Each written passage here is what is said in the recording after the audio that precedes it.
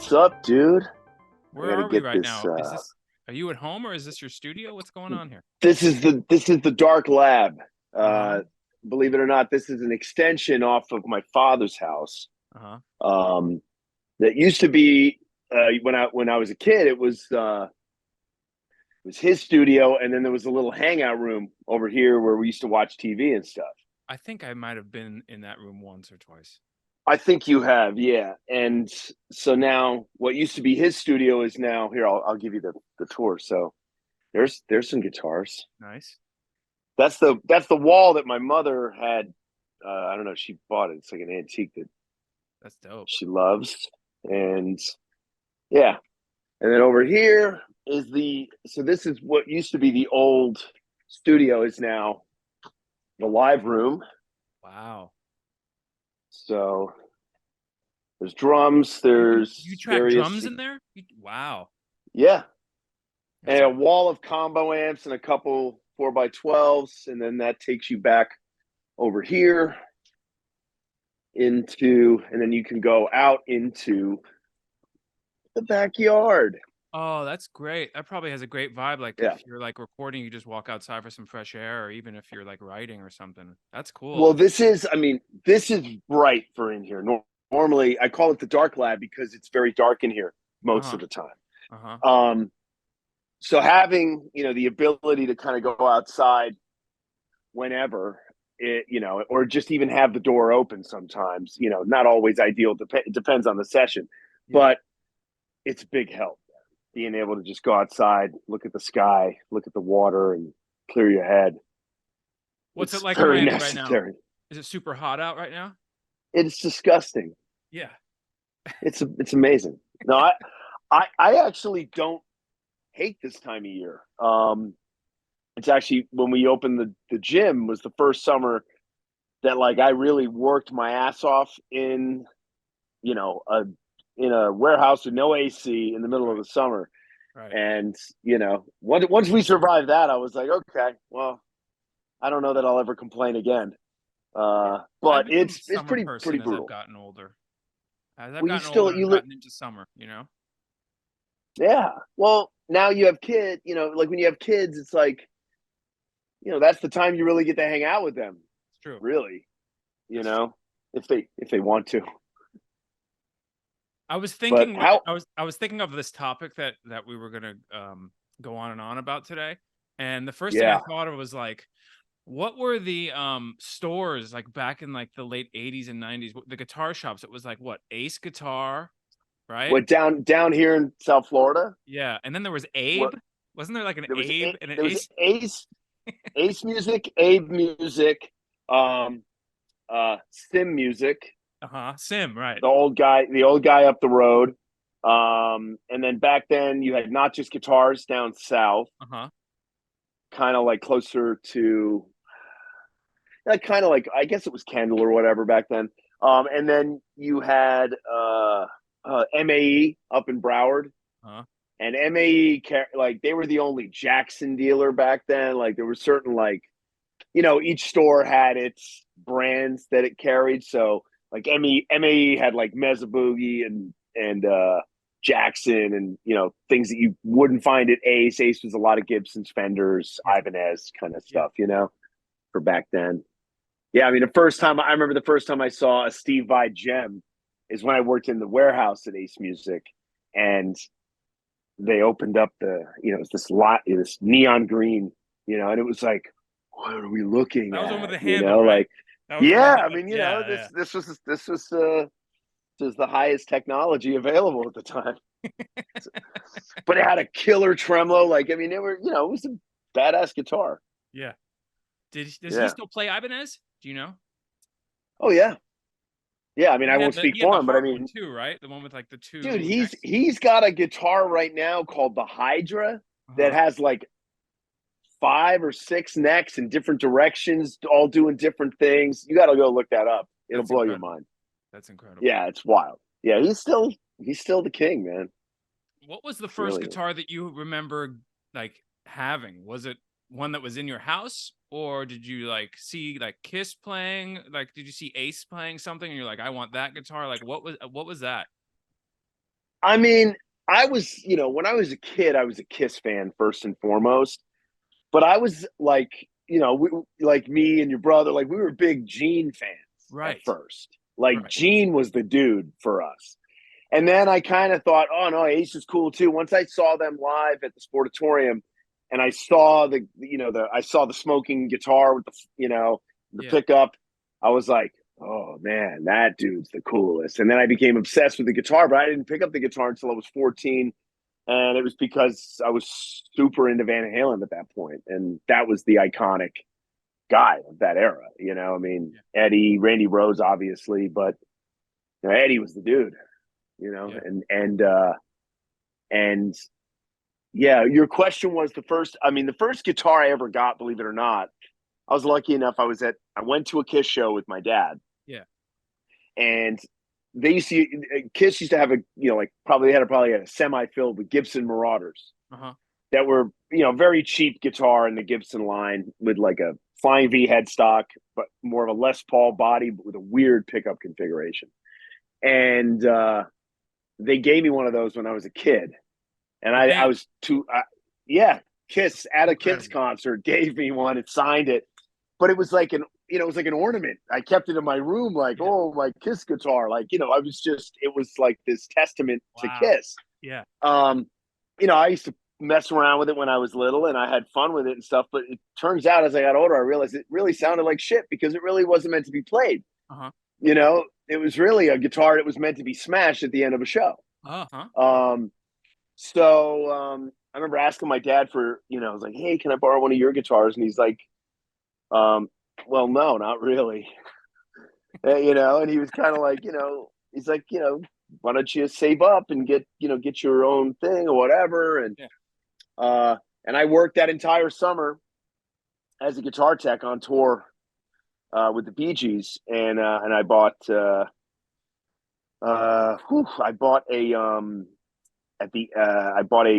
1972 Gibson Les Paul that was sort of in pieces a little bit, like the whole thing was intact. I just switched the pickups out because I was a guitar tech kind of first. And you Like figured out how to I do it. started on piano. I kind of got into guitar teching because I needed a job because I dropped out of high school, That's basically. right. I remember So yeah, and so yeah. So anyway, as the story goes, I got that Les Paul, that. and Where'd you buy I that actually got one rid of from? it. High voltage guitar in L.A.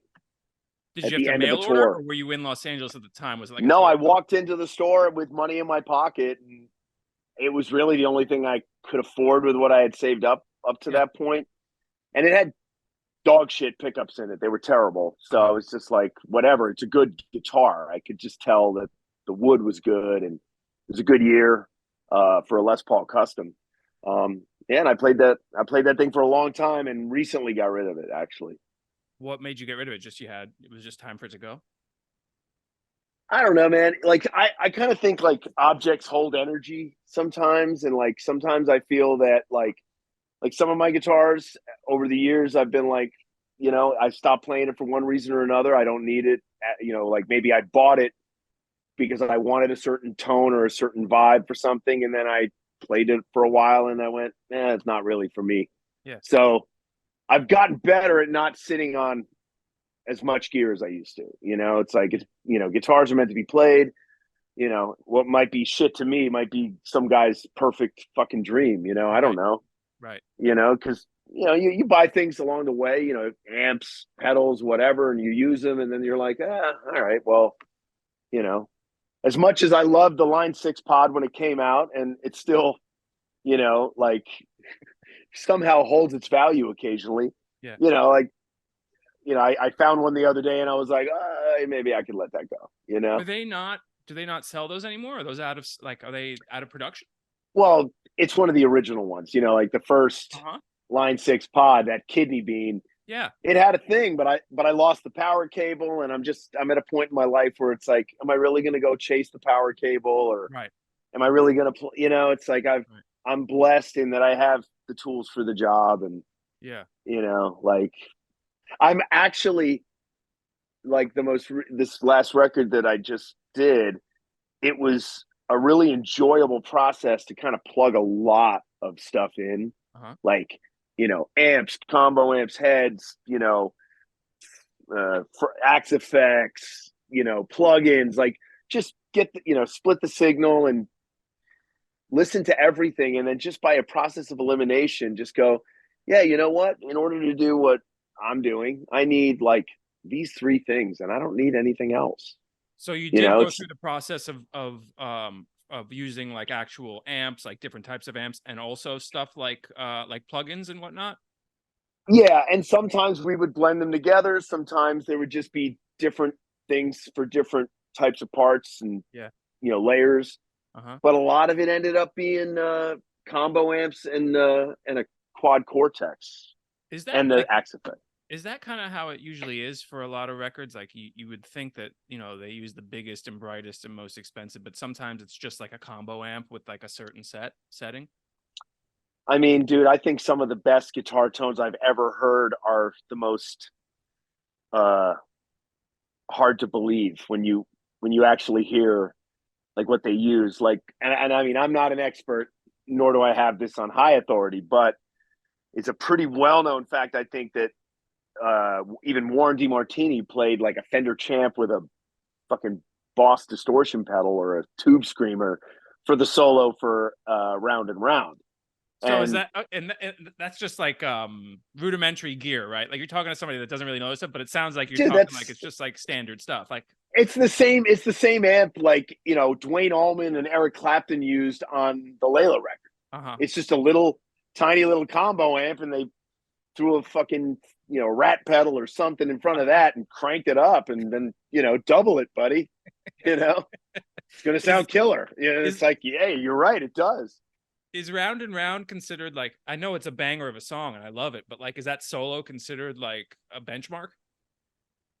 I mean, I would just say for me as a guitar player, Yeah. like, I became a teenager when MTV came out. Sure. So, like, for whatever that means now, who gives a shit? But the bottom line is that it would have been like you turning 13 years old the day Instagram comes out.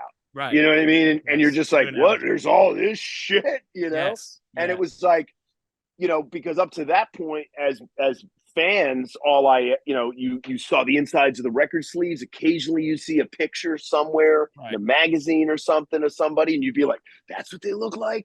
Yeah. Like, whoa, like it would be kind of mind Yes. blowing because there was so much distance between you and the artist, right? I Like was as talking about this with somebody else in a different episode that we did about how like MTV was like, I mean, it was I mean, you're a little bit older, but we're kind of the same generation. It was our source of like style. It was our source of like what's going on in different cities. It was our source of like it um shaped the culture, man, culture. Yeah, completely. there you go.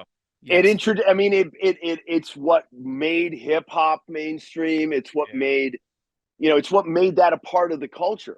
Yeah. Like Sure. it was like, I mean, at the time, when it came out, it was like you would see like the Tubes, Huey Mhm. Lewis and the News, Yeah. lots of new wave stuff like A Flock of Seagulls or Human League, Yeah. like really what would seem like very abstract, Gary Newman, Yeah. all those things, those influences get sort of filtered through you.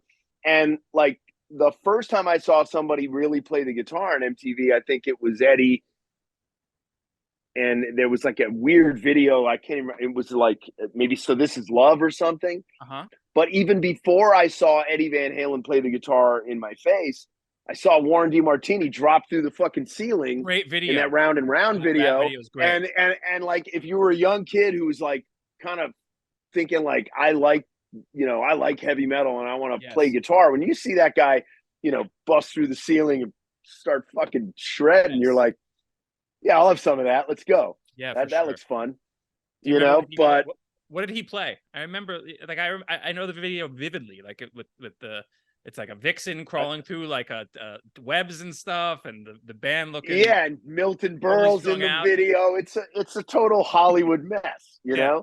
but it was fun, people were, Yeah. it's an escape. That's what music's supposed to be. It's supposed to be fun, and it's supposed to be an escape for us from our fucking lives, Yeah, for sure. And MTV gave us a peek into like, oh, there's other stuff out there besides like you know, the news that's on TV Yes. or, you know, Donahue or whatever other crap. Like, because there was such a when you look back, what little information people had available Yes. to them compared to now, it's like every little thing you got, you were like, yes, Right. oh my God, you know? Totally. Speaking Like, of, and I yeah, totally remember seeing all these. I remember seeing like vividly like the Tears for Fears shout video, Billie yeah, Jean, a lot of Twisted Sister stuff, yeah, Duran Duran, like that yeah, era, but also like Cyndi Lauper. yes, Yeah, I remember that like version 1 MTV, and even like the in between intros that they would do, like the imagery that they would and the animation, like that was like that kind of like really got into my head too. Like I would sit for hours and watch MTV. And to bring it back to yeah, Kiss, yes. what was it? Lick It Up was the first time that everybody saw them without makeup, and it was like a big deal. Well, there was the Unmasked album, which didn't really hit the way they had hoped, and you kind of got like a taste of what they look like, for lack of a better term. Um, but there's some great songs on Unmasked. Don't knock it. It's Sure, actually kind of a sleeping giant in the Kiss canon. sure. But um, but I think it Lick It Up? I guess it would have been because then that was Vinnie Vincent was still in the band, and I remember my brother freaking out over that. I remember a you know lot of that people was freaking out. crazy. Yeah, Lick It Up. So good. I mean, it's so great. It's just, but you know what? Nobody, it was more innocent times, man. Like you could Maybe. write a song called. Oh I yeah, I mean, know what hey, you mean. look, dude. Back then it was Lick It Up. Now it's freaking wet ass pussy. Right, Like totally. things just get more extreme as we get older. Okay, so you You know? see the Rat video, you see the guitar, and you're like, Yeah. that's it hit it like your family, like it didn't hit then, it didn't hit with Kiss, it hits with Rat, where you're like, I want to play guitar. I mean, I was always musical, and I was Yeah. always interested in music and piano, singing. I think for me, I didn't really want to be a singer in a family full of singers. Right. Like I never felt that I would ever be able to stand shoulder to shoulder with any of that. And it Understood. almost seemed so daunting. Like just the thought of it was just like, why even try? It's like if your dad's Michael Jordan, you want Right. to play basketball? Right. You know what I mean? Yeah. Hey, kid, you ever try tennis? No, Right. I mean, I'm just saying, like, like even in my mind, like I had a block about it somewhere. Yeah. It's just like I want to find my thing, Yeah. and I knew it would be musical. Like I never fully identified with playing the piano, like it was like my thing. You know what I mean? Yeah. And it was the MTV stuff, and it was like the early punk stuff, the Minor Threat stuff, the Black Flag stuff, the Sex Pistols, like all that really early, like when the skateboard videos started coming out, like Yep. Pal Peralta skate videos, like Okay. I started getting exposed to punk rock in that world, which Yeah. kind of led to other roads that then eventually, led to Metallica and Slayer. You know what I mean? Sure. So there's like, you know, there was that fabric of kind of underground stuff going on, while there was the MTV stuff that was kind of getting into my Yes. DNA, because Tears for Fears, again, like you mentioned earlier, another huge influence. And it's like, well, I'm sorry, what was your original question though? I went on a tangent. You saw the Rat video and you're like, this is Oh, me. yeah. And so I guess, it was a long winded way of explaining that, like, I just started to realize I was really identifying with the guitar. Like, it was Yeah. just really, I just felt like I almost felt scared. Like, if I grab one, then I really got to fucking do it, Yes. because you can't half ass anything in this. If you're going to Right. do something, like that was in me already. Is like, if you're going to do it, you're going to fucking do it, man. Yes. For me, It's yeah. like, I remember I was in and junior high and I was like, I mean, I've loved music my whole life. And I remember in junior high being like, oh, do I want to play guitar? And I'm like, no, that seems really hard. Like, wow, that takes like a lot of time to learn. So I was like, no, I don't want to. I want to enjoy music in another way. I don't want to play guitar. No way. I diddled in trying to figure out how to play bass, but like, I enjoy music as a audience member and yeah. maybe an intellect. I don't know, whatever you want to say, but like, I like playing it. Like that was not my thing. Well, let me tell you something though, and that's interesting you say that, because like back then, right? Like you could almost be considered, and I can't say for sure. You would have to tell me, but like music was very competitive, in a different way back then. It was like the Guitar Olympics where everybody was trying to be faster than everybody else, Yes. which produced some really interesting music. And that was also happening in, jazz and fusion circles for longer. But it was like, that was kind of taking things over. And so it was intimidating. Like Yes. at first, being around guys that could play fast, it's like when you're the shrimpy kid and you show up to varsity football practice and everybody's fucking killing each other, and Yes. you're just like, I don't know about this, like Yes. it could be a little terrifying because I felt that. I remember, walking into a music store and hearing this guy play and just being like, whoa, whoa, whoa, like there's people that can really do that. Yes. Um, I asked him to give me lessons. I was like, please teach me. And you know what, man? It's like I wish that more people, or I wish more people just understood that like music is really just a language. Yeah. Like we turned it into so many different things. At the end of the day, it's a way of us communicating our Yeah. creativity in Also, a there's way that like you the know. as you know, like they're also like in South Florida during like the late 80s and early 90s, even through the 90s, like punk and hardcore wasn't really around. Like there wasn't really a punk and hardcore scene. Maybe in Broward somewhere, there was a more like a metal influence from like Tampa and stuff. Yeah, But there really wasn't like that scene of kids that were like, no, fuck it. I can't play, but I'm going to express myself through these instruments.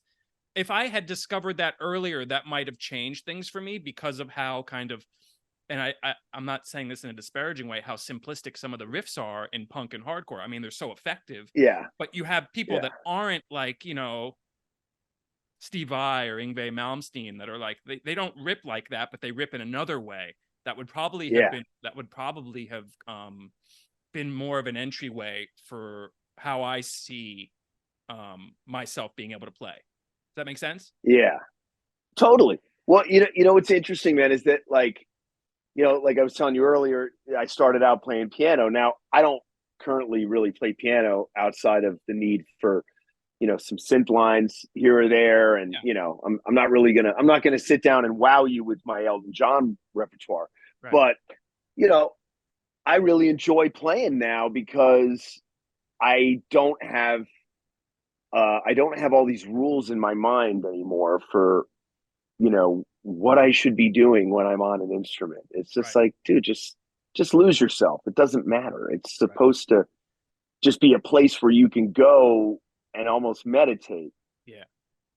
You know what I mean? Because I could play for hours and nothing really interesting happens, and then for like a few minutes, there's something that I've never heard before, and that came out of me, It's like and then I flow got to state, go right? back and yeah, I gotta go back and find a way to mine that, and then some days I'll go in there and jam with my buds, and it's like we'll just let Pro Tools run for however long we're in there, and it's like at the end of the day, it's like there's like 12 new song ideas there, That's great. you know, but That's it's also not like another you're thing. sitting. Go ahead. No, I was just saying, it's just that. I mean, that's a luxury of the modern technology that we have, and the ability to have a pretty compact studio where you can at least get your ideas down and effectively make records just Yeah. vibing in a Yeah. room, and but we all still had to do it, at least the guys that I know that are my age, like we all still had to do it when the equipment was heavier and it Yes. didn't work as well and it didn't work as quickly, and you know what I mean, so Yeah. it's a Also, fun like ride to be on. another thing that I found, like as I've gotten older and kind of thought about it more and had a better perspective on things, it's like it's so important to also like, yes, you kind of have to drive your own destiny when it comes to music in certain ways, but also like all my favorite bands are all filled with dudes or women that met in like high school or they knew each other from elementary school and they had each other to kind Yeah, of grow together and form as a unit. And it takes time to build a sound, but they've been doing it together that long and they form this kind of camaraderie. I never really had that. Like I didn't have homies that like that played music. So like if I was gonna be the person that explored that facet of my personality, I didn't have other people around me also doing that to kind of inspire me and to push me Yeah. along, you know? So like, there's so many factors that involve like into even, you know, but my artistic journey went in But another way. and that's exactly. Go ahead. Right. But like with music specifically, like there's so many things like I really like I really noticed that a lot of bands, it's like they start when they meet when they're in school or something, and it, you know, it carries them through. Yeah, hopefully. I mean, look, having a band is the ultimate example of a dysfunctional relationship. You know, Right. it's like even on the best of days, like sure, you guys, you know, you can have a group of dudes that get along amazing. But if you put the same group of people together for months at a time, you know, 6, 7 weeks away from home, you know, like not everybody weathers the same conditions in the same way at Yeah. all times. And, you know, people have their quirks and some people's quirks are fucking weird. You know what I mean? And Yeah. yeah, I know some of mine have been for sure, you know, throughout my life. And it's Yeah. like, you know, you start to realize there's a lot more to this than just being creative, just you know, just going out there and proving it. Like, you know, there's a lot of personality factors that are really important. And, you know, like finding a scene when you're young of people that are like-minded, supportive, and encouraging, you know, is it's critical, man. You Yes. know, it's like that's one of the things we've lost in the modern age a little bit is sort of that mentor mentee kind of, you know, apprenticeship, but not even like a you know, official apprenticeship, but even just, you know, the guy down the street that knew 5 more chords than I did showing me what he knew, you Mm-hmm. know, and then him taking me to his buddy's house, and that guy was a really good drummer, and he, Mm-hmm. you know, I could see somebody play the drums pretty good and start to realize what that was, because I didn't Right. even, Right. you know, like I was lucky in that I was surrounded by music growing up, but even when you're surrounded by some of the best music that's ever existed, when you're a kid, you're still, it's in the nature of you to still find your own. Yeah. Like, That's right. yes, that's a part of me, but I have to find my way Yeah. in this. You know what I mean? It's Yes. like, you know, me and my dad share a love for a lot of the same kinds of music. And then there are some things I like, and he goes, "What the fuck is that?" And that's fine. That's the way it's supposed to be, is what I'm saying. So you have the But 72 Gibson. It was a Gibson. well, yes, it was. It was a Gibson Les Paul Where do you Custom. go? You learn a few chords and then what? Like, do you have friends? I remember you had like Yeah, a high school band, didn't you? yeah. Well, I had I met through a friend, um a guy named Scott Shapiro, and he started teaching me, and you know, I took a couple of lessons from another friend, Jimmy, and you know, when I was just starting out, you know, if I'm honest, you know, I didn't practice as much as maybe I could have, Uh-huh. you know, um, but I picked up specifically from Scott some pretty important things that I think kind of sent me on my own journey of really just kind of like, you know, once he kind of showed me like some basic fundamental stuff, I just started listening to records and just learning everything I could off of every record that Yeah. I could find. You know, I Yeah. was addicted to going to the record store and buying either, you know, vinyl or cassettes, and, you know, trying to slow them down or Right. just listen to stuff repetitively like a maniac. Yeah. You know, it was crazy. I mean, I used to record my own stereo so that I could slow it down. Like, you know, like Uh-huh.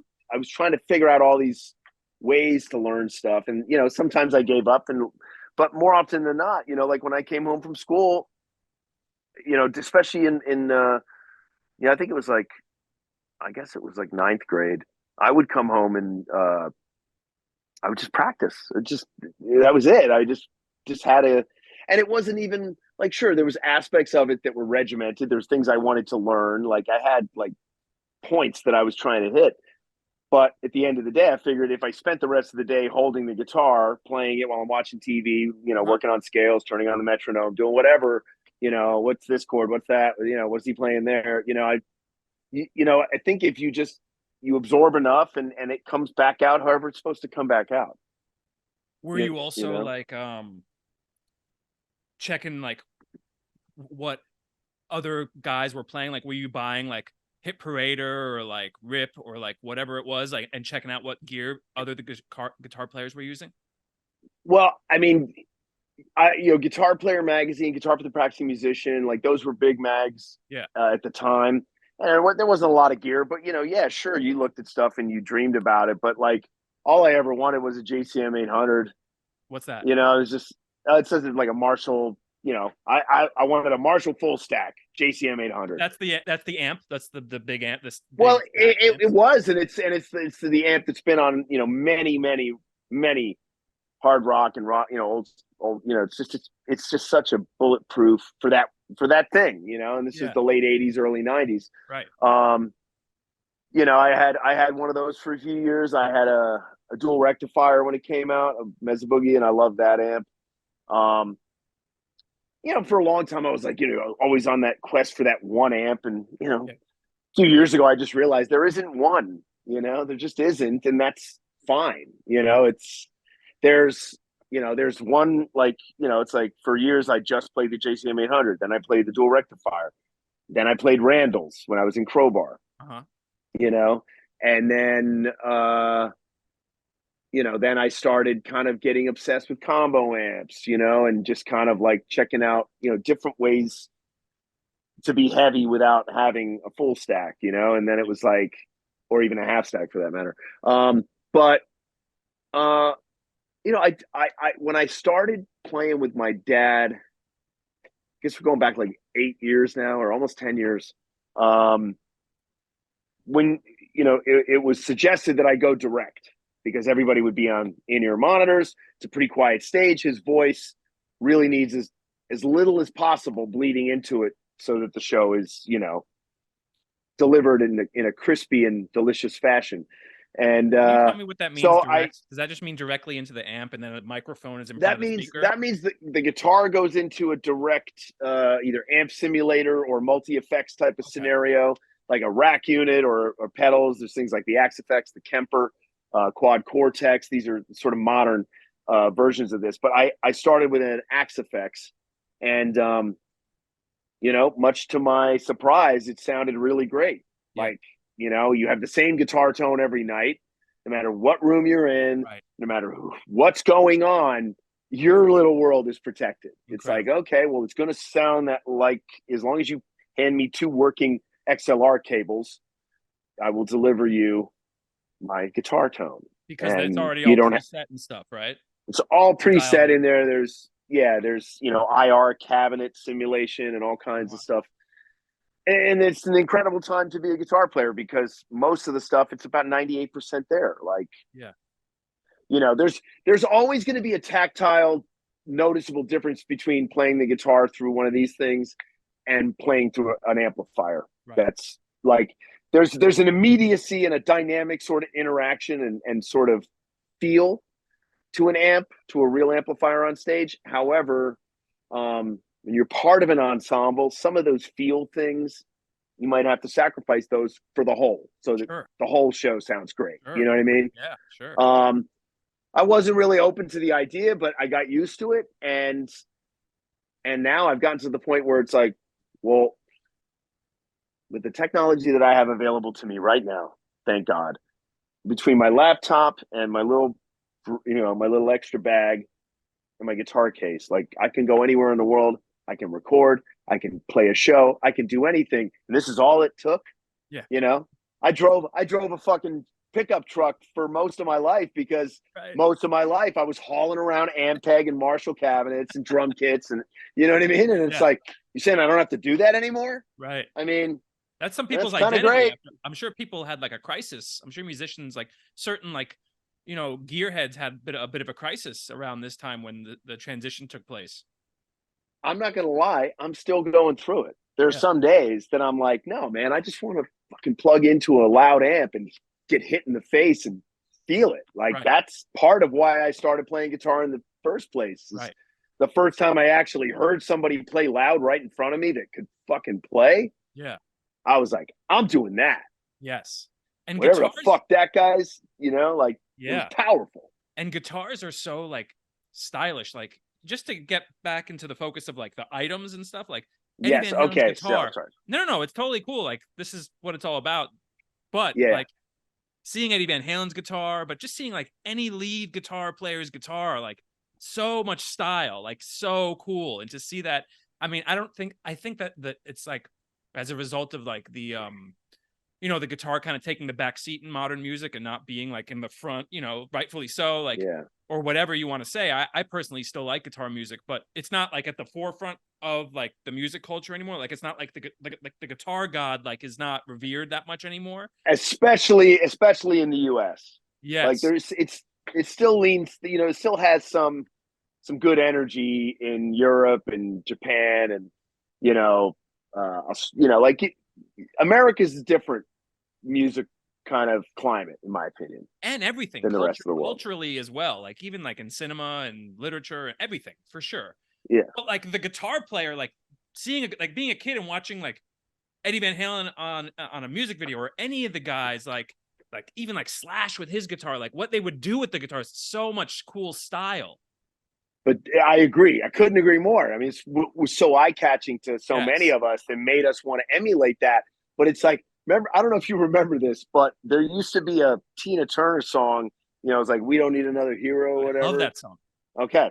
Okay. So still a great song, of course. It's one of the best, and God rest her soul. But I think there was a saxophone solo in that song. Yes, there is. And this was in the 80s, right? And so, for me as a kid who was into guitar players, right? Yes. And I see, "We don't need a night," and then breaks into the sax solo. And the guy's, he's cool looking, jack dude, whatever. Yeah. But I remember thinking to myself, saxophone, just not that cool. Like as a kid, like that was Sure. my thought. Now, as an adult, now I listen to sax players all the time, and my mind is blown, and it's an incredible instrument, but it's not a part of the culture anymore. Right. That's right. And so now to kids that are like my son's age, he's about 17, he's like, "Yeah, man, I got this cool guitar player or whatever." But it's like, it doesn't hit them the same, Right. because they've been hearing their dads and they've been hearing the guitar just as a part of everything. Yes. It's an iconic cultural American thing, Yes. For the last, 40 years. But the emergence of other styles of music and other trends has made the guitar less in vogue. Although I don't think guitar and guitar music is something that's ever going to go away. It's like, it's kind of like, someday, AI might freaking make everything, but there's always going to be a market for bespoke people that love working with film, love working with analog tape, love still creating music. There might not be the same audience, but there'll always be an industry, even if it's kind of tight. It's like, just as long as those things will go on. But it's just it's interesting in the in the journey of things. It's like I've been carrying around some of my instruments everywhere I go for like 25 years. Some of them, I've just collected stuff along the way. And I'm like, what am I doing with all this stuff? I got to get rid of stuff. Right. And it doesn't matter what I get rid of, something else finds its way in here. Right. And I think there's an energy to music. It's like, you have to get rid of things in order to make room for other things. But all of these things fade. Yeah, I have a hard time getting rid of. I have a lot of stuff. Obviously not music, but like I have a lot of stuff, and I have a hard time letting go of it. That's kind of where I'm at. I can totally understand what you're saying about that. How deep therapeutically do you want to go on this subject, Adam? Let's do it. I'm kidding. No, what I have found is that, for me, how I do the small things is how I do the big things, is how I do things. I don't like letting go of stuff. So like years ago, when I decided I was going to, clean up my life and quit using drugs and alcohol, I realized there were things I could no longer do. There were things, behaviors, people, places, and there were things. There were actual things that I owned that I had to get rid of. Yeah. There were objects, and they had power. Just like a relationship with a person that maybe I shouldn't be hanging out with, that has power on some level. Whatever I give to it, it's coming at me. Yeah, You know yeah, what I yeah, mean? yeah, yeah. And what I found is that um I'm consistently always trying to let stuff go. It's not always my stuff because I've gotten to a point now where I kind of know what the tools are that I need to do whatever I do at this stage of my life, you know? But it's like I was talking to my wife the other day. It's like, hey, you know what? There's nothing wrong with holding on to 3 or 4 guitars and then just kind of being the old guy that likes to play guitar occasionally. And, it's like, just because I had a dream when I was 16 years old that I wanted to be in a rock band and I wanted to be a guitar player, it's like, that doesn't have to be everything you are, Steve. You don't have to give all of your money and all your time and all of your energy to this. Yeah. Like if like I could sell, Dude, there's that's a big revelation to can, have. That's huge. was That's like that'll stop you in your tracks. well, but when it started with kind of with once I started playing through the Axe effects because I Uh-huh. started coming back like, oh, I was on tour for 2 months. I didn't need any of this shit. Right. All I had 2 guitars and an acoustic and an Axe effects Right. and strings. You Incredible. know what I mean? And it Incredible. was like, it was great because I didn't spend a lot of money, Yeah. moving stuff around. But you start to realize I don't need that anymore. Like, these are guitars that I played when I was in Black Label Society. I don't, or I was in Crowbar. I don't play them anymore. Like Right. I don't think there's a, I don't think anybody has a metal museum where they want to put all this stuff. It's What were like, those? Just to get into to kind of just a little well, avenue there to was some, gear. What were those? What were you playing for the heavy metal stuff, and what was that stuff? um, well, I played ESP when I was in Black Label Society. I played their basses, and they were super, super kind to me. And then that relationship continued when I went to go play guitar for Crowbar, and all those ESP guitars, man, went around the world a few times, Yeah. and I have to say, through conditions, many guitars might not have survived, and I didn't have I almost never had an issue with those guitars. Yeah. You know, it ESP are some was, really cool looking guitars too. Like Metallica plays ESP, right? yep, And they do yep, all the they ones sure that have do. like graphics on them. They do all the monster ones, right? Yeah, I mean they'll do just about anything you can think of. Kill it. But it's like, but those were the perfect tools for the job at Yeah. the time. Like Yeah. that is what was needed. Right. That's what got the job done. Now they sit in cases. Occasionally, I'll pull one of them out and play them, and Yeah. it's still fun. But it's like the energy of that period of my life is in there. Right. Like, like that, like this guitar right here. I'll bring it over here. Uh-huh.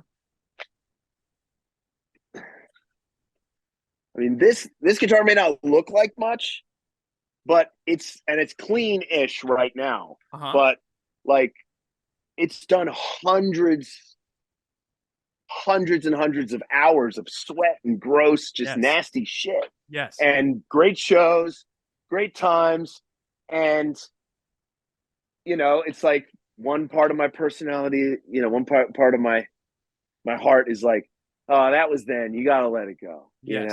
You Yes. know, it's my memories are my memories, whether I own that guitar still or not. You know what I mean? Sure. And then there's the other part of me that's like, yeah, but there was so many good times and so much good stuff, you know. And sentimentality, and as we get older, we get more sentimental, we get more nostalgic for things. Sure. I think that's just a basic part of how humans operate, but I'm beginning to see it as more of a weakness. Yeah. It's like, Like it's holding you back? yeah, like it's like, how much stuff are you going to carry on your back for the rest of your life, Steve? Yeah. You know what I mean? Yeah. Because sometimes you're like, oh, I'd love to just drop everything and, just go live in Costa Rica for 6 months or, a year or what, I mean, whatever, you get these whims, like, hey, I could, if I did this and I did that, then I could probably just live in a van and be happy, like it doesn't take much when I really look at what makes me happy. Yeah. It's my wife, it's my kids, it's my dog. And like, if I have a guitar, that'd be great. Yeah. You know, if I have a little box to plug it into that makes it sound cool, bonus. Right. Right. You know what I mean? But like, I'm kind of, you know, as much as I love my stuff, it's like you get to a point where you're like, at least in my life, it's like, okay, well, you know, you've done well. You know, be Sure. happy for the things you've got, but you know, little by little, you know, like I'm sometimes I just give stuff away. It's like, hey, you know, you want that, you need that. I don't need it. You know what I mean? Yeah. It served me well. You go ahead, you take it. When did you start like so like from the Gibson from there were you like, oh, like I need as many guitars as I can find. So I'm going to go and find this one for this tone and that one for that tone. Like when did it start where it's like, oh, I need more than one. I need a quiver of all of these guitars. And from there, like I can imagine it becoming something where it becomes an aesthetic where you're like, oh no, I want that. You know, a bit creeps in where it's like, no, I want that one for that body shape because that's a cool body shape. Like, did that ever come into play? No. What I looked at was like, who were the guys I really dug, like really, really was sort of obsessed with, you Yeah. know? Yeah. So with Eddie, you had, for me, you know, it's the iconic, it's the black and white Strat. That's the first thing I ever saw of Eddie. So it was just like, that's that. You know what I Yes. mean? Yes. But then it was like everybody was trying to be like Eddie. And like I was also like I grew up, you know, listening to Led Zeppelin, obviously. I was a big Jimmy Page guy. I was a big Allman Brothers fan. And I loved both Dickie Betts and Dwayne Allman and Warren Haynes, everybody that's ever been in that band, Dan Toller, all of them, great players, all played Les Pauls. Um, you know, Randy Rhoads, Zach Wild. Like, you know, but like I just started looking around. I was like, man, that Les Paul sure does get a lot of, you know, sure does make a lot of records sound good. Like a lot of the guitar tones I like, dudes, I thought were playing Les Pauls. So I gravitated early to Les Pauls. Yeah. And you know, I was very fortunate. I became buddies with Zach Wild at an early age. And, you know, he's one of the all-time greats and, you know, one of all-time, you know, kind of guys that's going to be associated with that body shape to a degree. But, I don't know. It just seemed like a fucking classy choice, you know? Yes. Right. Les Paul, you know? Fucking grown man's guitar. You know? When At did you least get that? And how old were you when you picked up your first Les Paul? When you bought your own? I think the first one I bought my own, I was 16, right? Where'd you get it? Uh that was the one I got in LA at High Okay. Voltage. And then Oh, that was I didn't the Gibson Les Paul. Yes, sorry about that. Okay, yeah, so that was the no, that's first okay. one. What about after that? From You there. know, I kind of like wanted a second Les Paul. Uh-huh. You know, like I kind of wanted a backup. That was my next thing. Yeah. And that took me a little bit of time. I think I found a cheaper kind of deluxe from the 80s, and then I think I put EMG pickups in it or something and Uh-huh. bastardized that thing. Uh-huh. Is that And the neck broke sacrilege? on that years ago. Is that sacrilege to put those types of To pickups? some people, at that time, it wasn't really. Yeah. But now, you know, it's definitely frowned upon. But I don't know, man. I don't care. The way I look at it, everything's a tool, you know. Right. But I think for me, it was just like I wanted to find my own sound. It wasn't like I was more obsessed with finding my own sound than finding my own shape. Yep. If that makes any sense. Yeah, that makes sense. So I was like, okay, what's going to do that? And probably the best tone I ever had that I still don't even have a recording of, but in my mind, the greatest guitar tone I ever had was a Fender 70. I think it was a 74 Telecaster that I bought in the 80s. No, sorry, early 90s.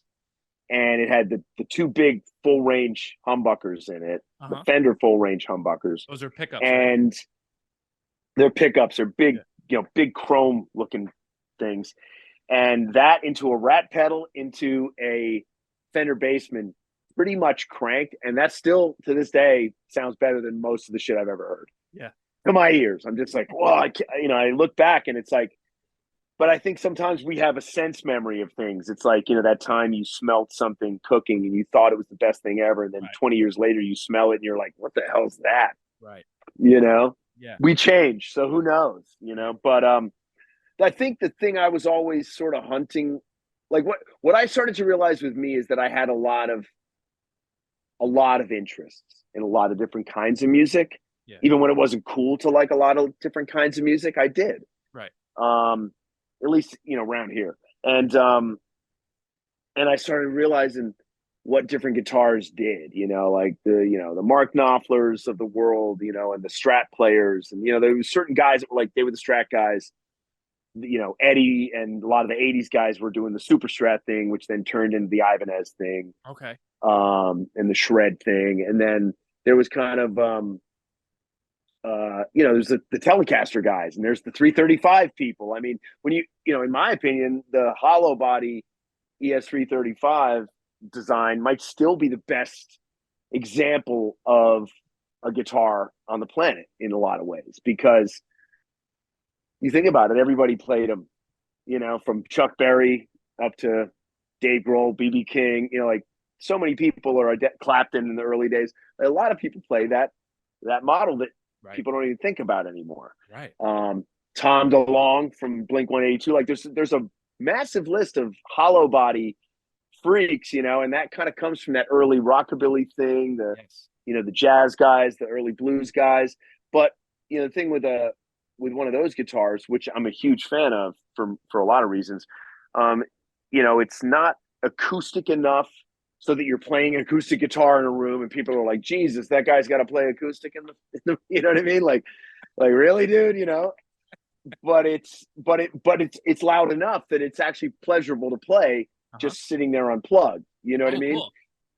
And then when you plug in, it has this big kind of, you know, throaty sound to it that just really, I don't know. It can do anything. That guitar you can play anything on that guitar if you know how to play anything. Yeah. And it's so interesting. Guitars are so interesting to me because it's like, yes, they look cool, but like the stuff you're talking about, it's the functionality that's tied to it as well. So it's like you marry sound with an aesthetic in such a unique, powerful way. They're so cool. Well, dude, I mean, are you familiar with Strandberg guitars? No. Okay. Hold on. Don't go anywhere. So these are incredible to me. Okay. This is what it's a headless guitar. Cool. Right? Yeah. Okay. And if you look at the frets, they're very squiggly. Okay. Yeah. Okay. You see this? Oh no, sorry, I got the wrong one. This is the titanium one. So this Okay. this has the fan frets. Okay. I thought I grabbed the that one's super temperament. cool Hold though. on. Oh no, it's an amazing instrument. Hold on, I got to show you this though. So same body shape, right? Killer. But look at the frets. Oh yeah. Yeah. Wild. Okay. So now it's not in tune right now, but that's supposed to make it what they call a sweetened temperament, true temperament tuning. So everything's in tune everywhere on the neck. It's just a genius came up with it, and this guy Ola Strandberg in Sweden designed. You know, this is like an ergonomic masterpiece. Gorgeous. You know, it has a trapezoid shaped neck, which you might be able to see. Kind of, like a weird, kind I see. Of triangle. Yes. Yeah. And no matter where you are on the neck, you're always in the right position. Like you can play it on this knee like this. Yes. You can play it like that. You can play whatever. It completely conforms to your body. And I've had a lot of pain in my life from sitting down and playing guitar a lot. And these guitars, you can play for hours. There's no fatigue. My hands never get tired. My technique improves. Wow. Like when I pick up other regular guitars, I'm like, wow, I'm really, you know, really feeling good. Yeah. It's I mean, that's a cool. Is that a is that like a modern, like is that a contemporary company? Like when did that company start? Like when was that established, those guitars? I don't know exactly when they started, but I've become aware of them in the last 5 years. Wow. Those are really cool. It's like it's sort of the Tesla of guitars in that it sort of has everything you need. It doesn't really have anything that you don't. Yes. And like, you know, the devil's in the details. It's like the details that they've chosen to focus on that make playing the guitar more enjoyable. Like, forget what it looks like. At first, I was like, oh, I don't like the way they look. Right.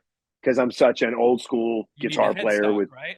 the headstock and all this. But like, Yeah. the reality is I don't spend as much time on stage as I do in the studio. Yeah. I spend more time in the studio currently. That could change, but when you're sitting for long periods of time and you're trying to keep your workflow moving, Yeah. and the headstocks bump into stuff, like it's comfortable, it's easy to put down, it's easy to they stay in tune incredibly, and so it's an interesting, again, another great tool. But as technology improves, the quality of materials and construction, things get better and better, and people are able to do it in a way that, like, you need less. You just, less is more. You don't need a lot of stuff. It's great to have some of it because some things do have their own character, like certain guitars have their own personality, at least to me. Like, and you pick it when I pick up my SG, I'm going to play a certain way. It brings a certain aspect of my musicality out of me. Yes. I will lean certain ways without thinking about it because I'm playing that guitar, and then I can put that down and pick up a Stratocaster and just be like, okay, now I'm going to go over here. Does that does that kind of, you're touching on something interesting about how a certain instrument can bring out a certain aspect of your personality. Now, did you ever get to where you're like, I'm an SG person only, like that's who I am, I'm not this other type of person? Like that, does that have a factor in it at all? Like the guitar that you thought that you were only like kind of born to play sort of thing? I mean, I'll say this, a lot of guys I grew up admiring, and most of what I think you would classify as the modern masters of the guitar, they all sort of did play one guitar. Yes. Stevie Ray Vaughan played one fucking guitar. Like, very stylish guitars, by the way. Super cool looking. But I mean, occasionally he would play other Strat style guitars. But if he was playing the guitar, most likely he would be playing a Strat 99% of the time. Same for Eddie. Same for Jimi Hendrix.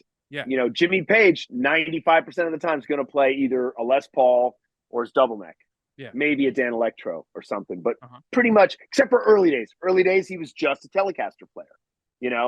Jeff Beck was a Les Paul guy for a very long time and didn't deviate, and then had a brief and kind of on and off thing with the Telecaster, and then he found the Strat, and he was like, "That's my voice. Yngwie's a Strat player." Like, that's it.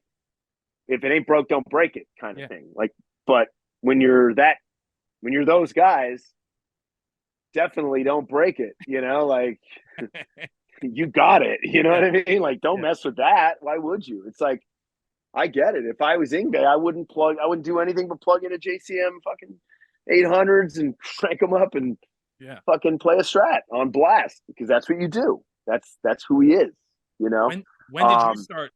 When did you shift? Like, when did you expand your kind of your discipline beyond Gibson? When did that start? I mean, it was kind of, I had a little bit of a kind of a thing for Telecasters in the 90s here and there. I was pretty intrigued with some country pickers like Albert Lee and Steve Morse and guys like that back in the day. And it, I kind of had an on again, off again relationship with Telecasters. And I still do. But I think what happened for me is,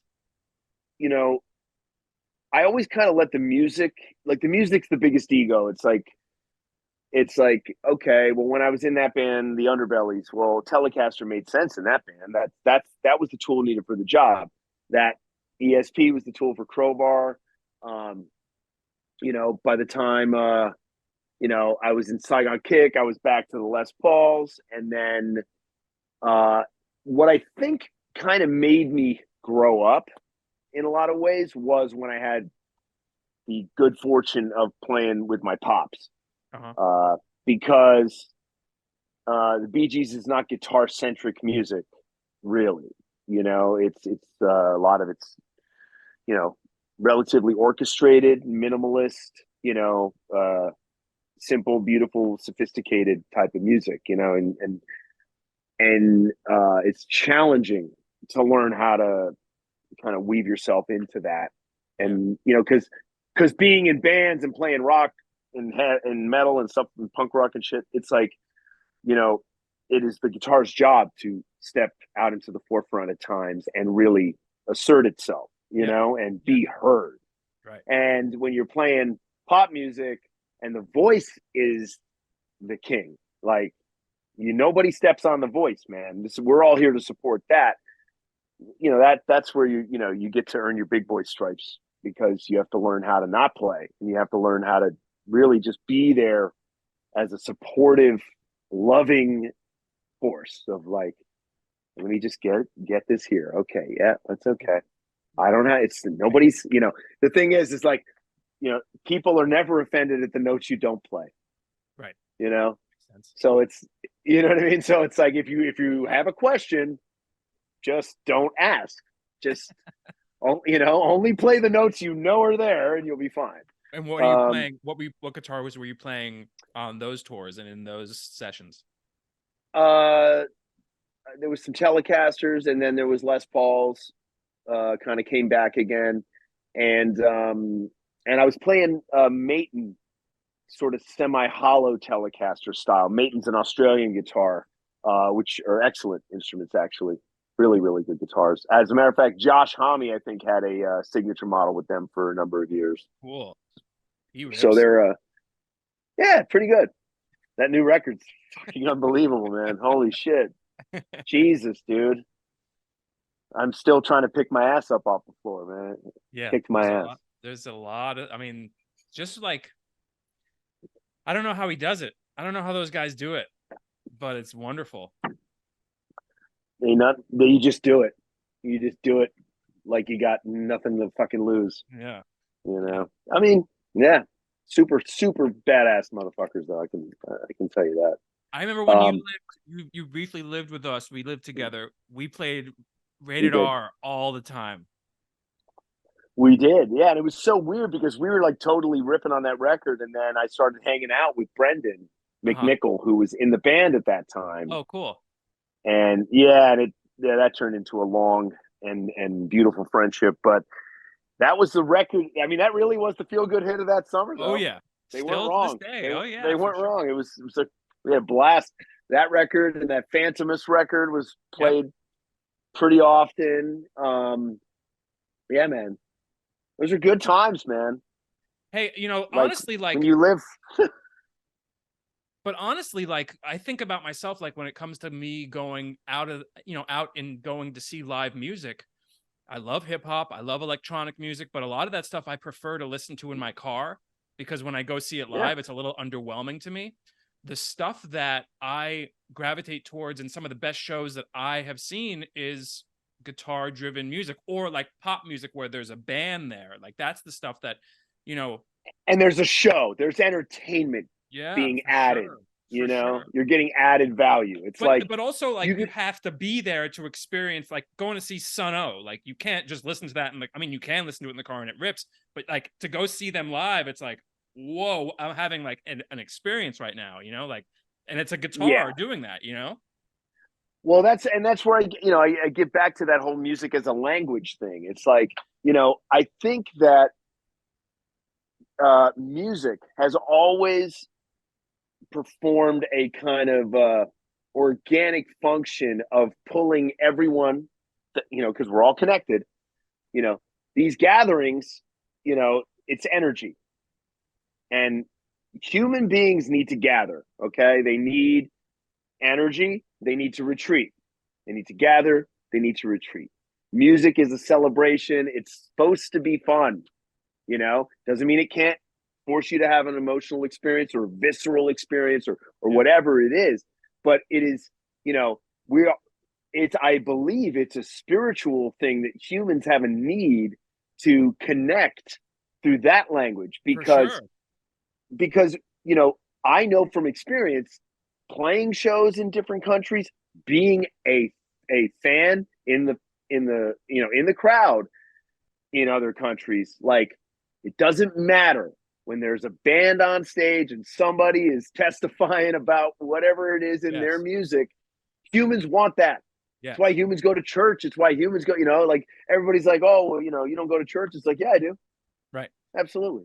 Right. I got to go to church. It's just Right. not your church. But, That's funny. I've said, but if, yeah. but if Derek Trucks is playing, I'm going to church. Right. That's right. Do you know what I mean? That's right. how it works for me. It's like, I've never had a religious experience at like a temple or a church. Like I've never had that moment of like rapture in a place of worship like that. But I've definitely had an experience at live shows for sure. Yeah. Yeah. Absolutely. Yeah. Yeah. No doubt. No doubt, man. I mean, that was the biggest, was the most painful thing about the pandemic in some ways was not just that, like, okay, tours are canceled and, business is shut down and all that. It's like, what if that doesn't come back?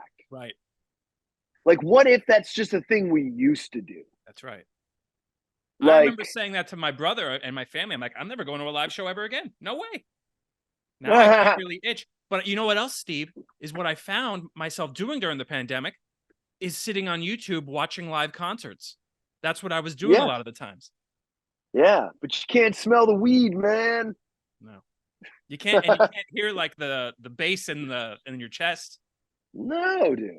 No. And I mean, listen, there's some really cool, even virtual reality stuff I've seen some guys messing with where you wear certain things, and you can feel it and you can be in the middle of a 360 scenario. And sure, that's awesome. Sure. I mean, that's fun. Don't get me wrong. I'm not knocking it. But at the end of the day, amps in the face, sweaty bodies, and they're right there. Like to see them right there.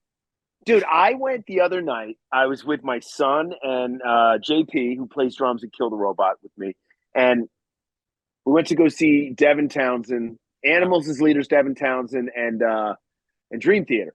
And when Animals as Leaders was on, like our seats were kind of over here. They were good, but they were front row, but kind of far off. Uh-huh. And I noticed because it was at the casino, it's like, oh, there's some space. We could sit front row center. Like those seats are empty.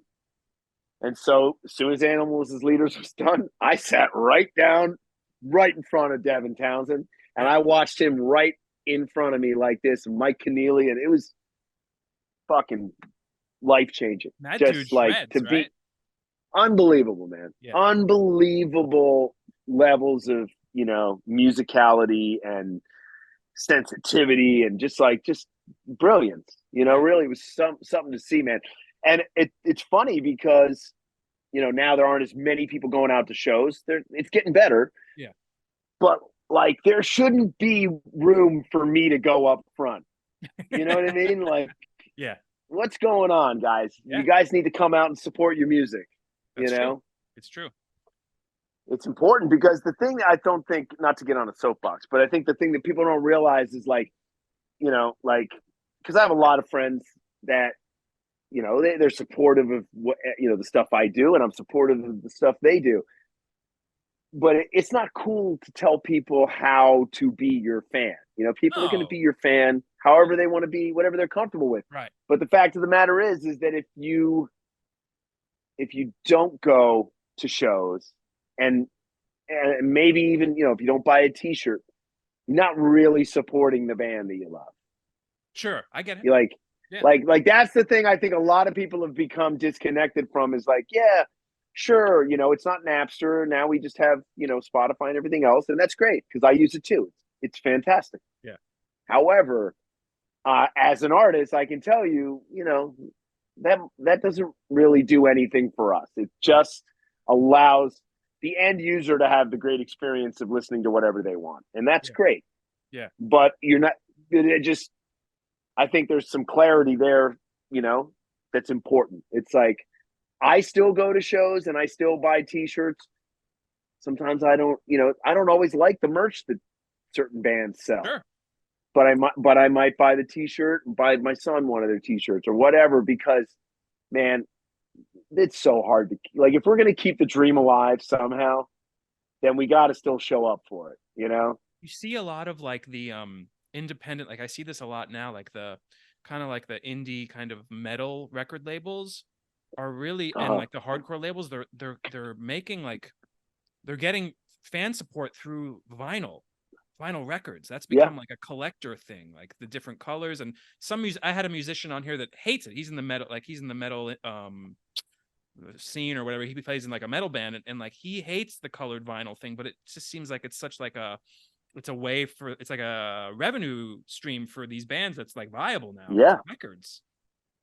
It's crazy, dude. It's there. And the funny thing is they did another, I don't know, it was like a poll. I don't think it was a study or anything, but it was a poll that was like a pretty reputable poll. And like 80% of the people that buy vinyl don't even own vinyl record players. That's insane.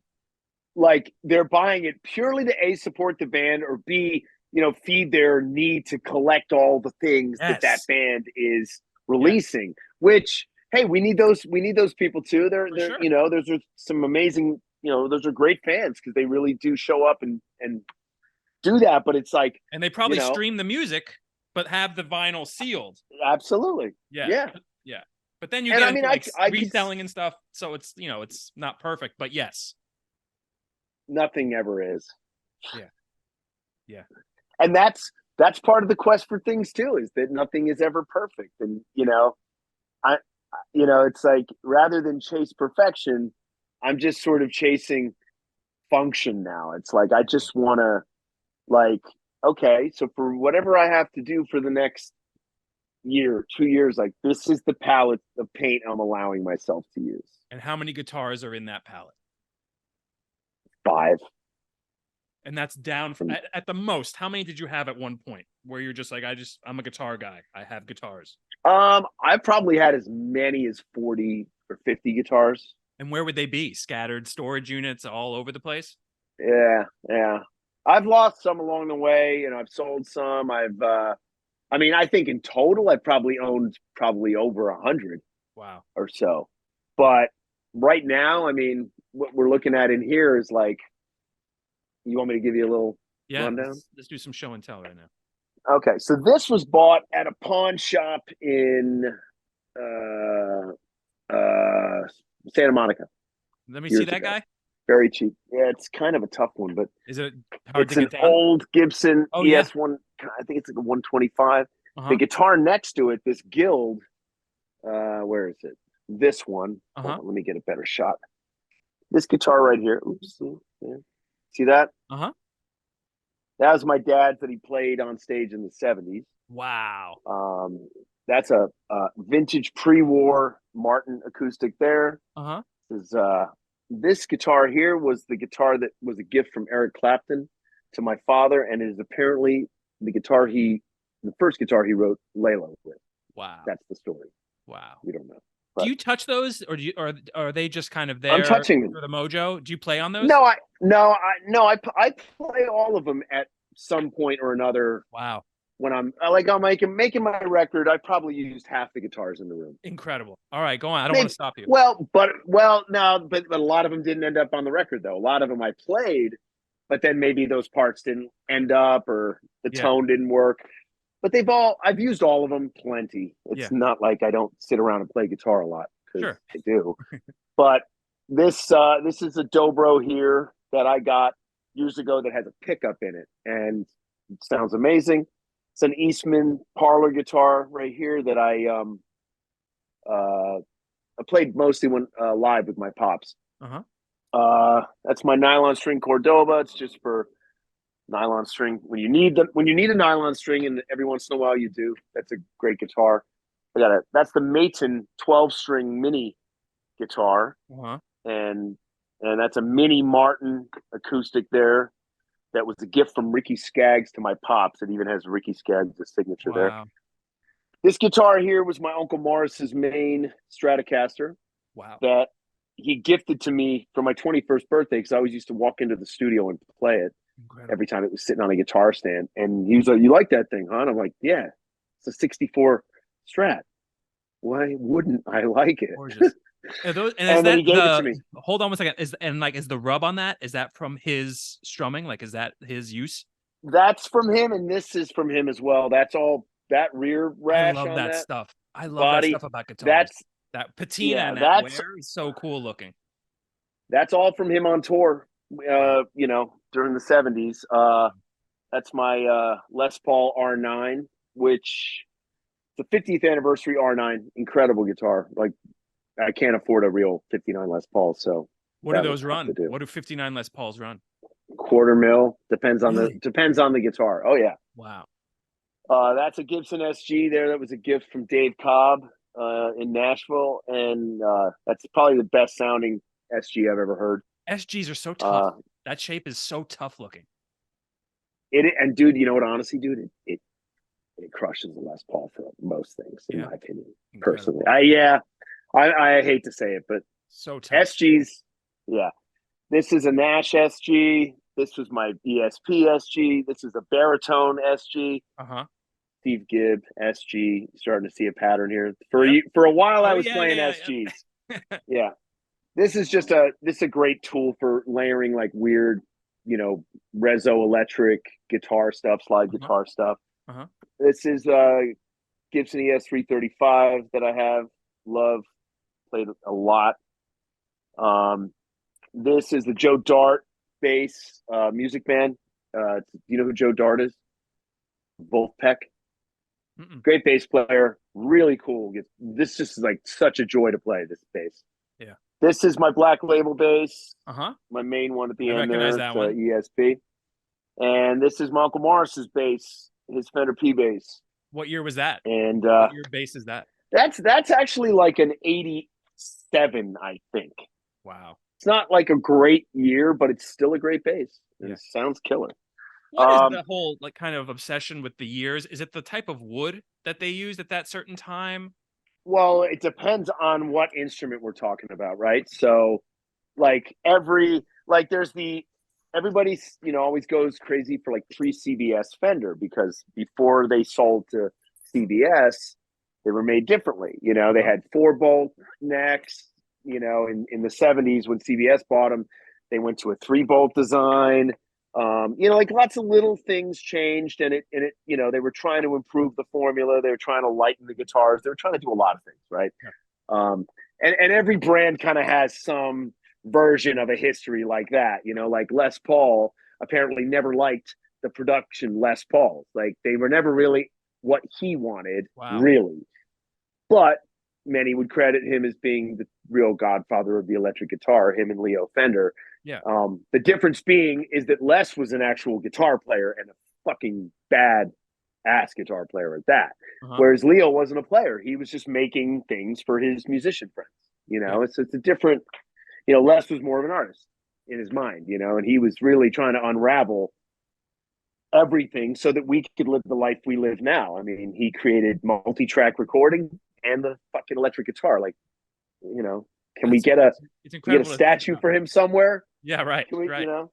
It's incredible, like to think that dude just like these guys from scratch. They're just like, yes, this is the vision. I'm gonna make these, and I'm gonna design these, and it's gonna endure. Well, yeah, but think about it. It's like when we were younger, and when they were younger. More importantly, you could go to a Radio Shack or like some kind of like what do they call that? Like where you like a salvage yard. You could just like there was back in my days out there when I was living with you. I'd go out there to the salvage yard in Sun Valley, and you'd find some crazy stuff, and people would just build stuff. Yes. And like this is before methamphetamines and stuff. You know what I mean? It was like back in the day, people would be like, people were smart. They had engineering degrees. They were interested in going to space, and people had. The imagination was a fertile place, and people wanted to make stuff and tinker and build cars. Right. How do I put music in my car? Right. Right. Right. It's just wild when you think when you actually think about the amount of things happening inside your phone that we take for granted, that like literally you and I grew up in a time when none of this was possible. Right. And like, we just, we walk around, it's like, oh, signal sucks. Yeah. I don't have service. Even like simply like the Case Logic era versus the iPod era. Like that's just like, it's so cut and dry about how different things are. Dude, I know. That's crazy, right? Case Logic. bro. Um, check this out. I got these are. I mean, the lighting is not as great in here. Let me see if I can crank it up for you. Oh yeah, Oh, I get the red light. my All right. oh, yeah, so you're in the red light district now, There Buster. we This is where go. all the weird stuff. But this is my Sir Ian Thornley. It's kind of a super strat. It's a Uh-huh. signature model that they made for the guy from Big Wreck. I played one at the NAMM show, and I was like, it's the greatest. These two Sir guitars I have, they're both Ian Thornley models, mostly because I really like the neck design, the shape of the neck, and I think they're just incredible guitars. I've never played anything better, honestly. Like Wow. if I could, well, I don't have to make any big decisions today, right? But if I had to, probably these are my number. These are my three favorite fiddles right For here. the I love them. moment, for your And musical, where you're at musically now, they're your favorite? for right now, they're really delivering for me. I love them. And Did you use them then on your did you record with them on your Kill the Robot record? That's your latest thing, right? yeah, I actually used this guitar, the Sir Jazzmaster Uh-huh. shape Oh, I've seen those. one. Those are cool. Yeah, Yeah, I those are used that cool. for most of it. Unfortunately, I didn't receive this one or my Collings I-35 Vintage, which is unbelievable.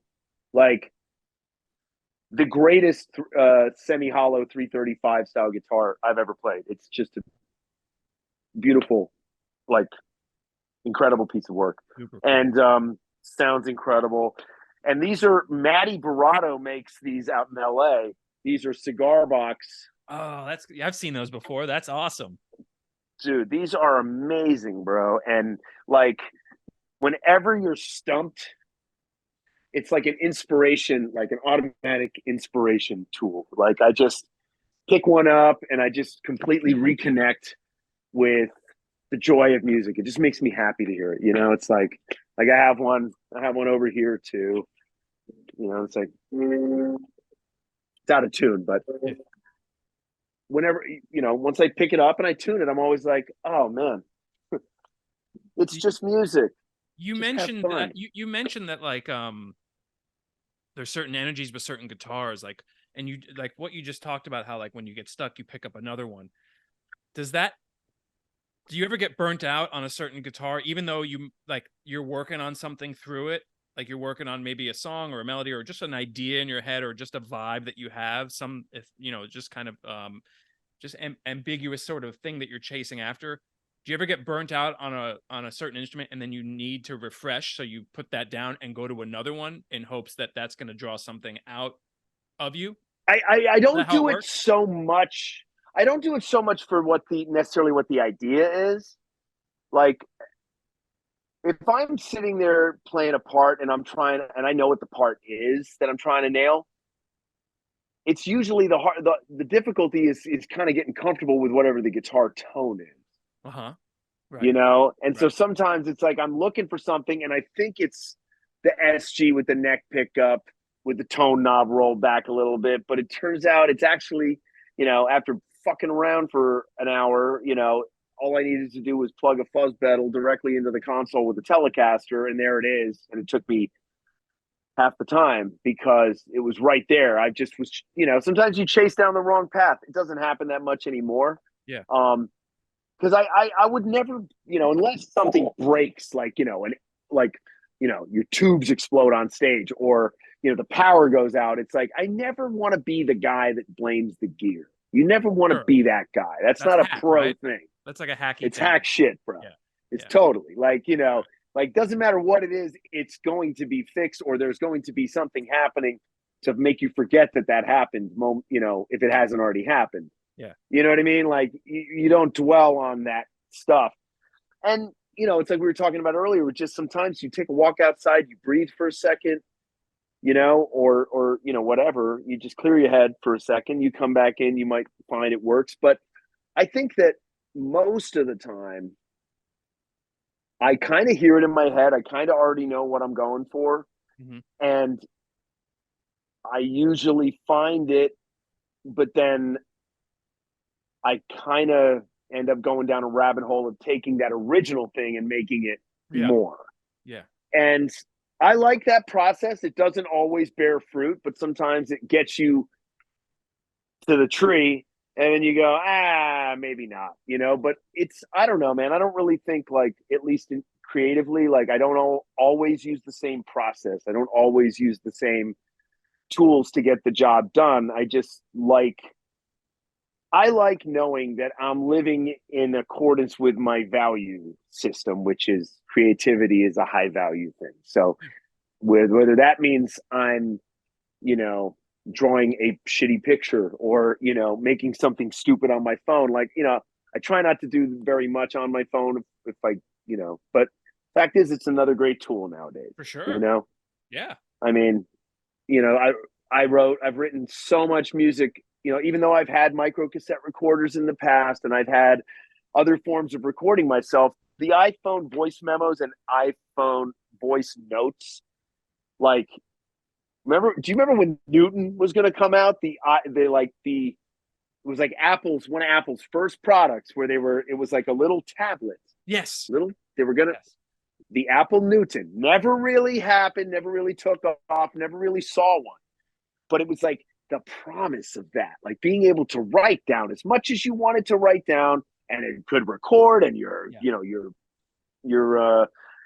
calendar, everything's in there. Yes. And it's like I always say, like the basic function of the iPhone is amazing. Like as long as I have those notes and I have the voice memos, there's so much I have now that I couldn't have or couldn't keep. I've had the years ago. I recently crossed over. I don't buy notebooks anymore. It's all on the phone. Before, everything, with my writing, I would have like Mead composition books. Now I don't even use it. I don't even use paper anymore. It goes right. I type right into my notes. And do you find do you like it better? Or do you miss the tactile experience? That's a good question. I miss the tactile experience because I also like pens and I like handwriting. I like that sort of stuff. But it's also like there's a lot of sometimes I'll go back and like if I'm writing it down, I'll go back pages and I'll be like, where was that thing again? Where like with notes, you can kind of edit it a little easier. But to answer your question quickly, yeah, I actually do miss writing it down. Because I do like the feeling of. What about the Apple Pencil? Does it give you any pleasure at all? I have that. Yeah. No, it's not quite there yet. It's not. Yeah, it's kind of how I feel. Yeah, and that's I mean, I'm sure it's not far. Everything else is pretty much there, but it's cool that I can sit on the couch like this and get the idea out real quick rather than like having like to hunch over. You know what I mean? I guess it's a different type of hunch.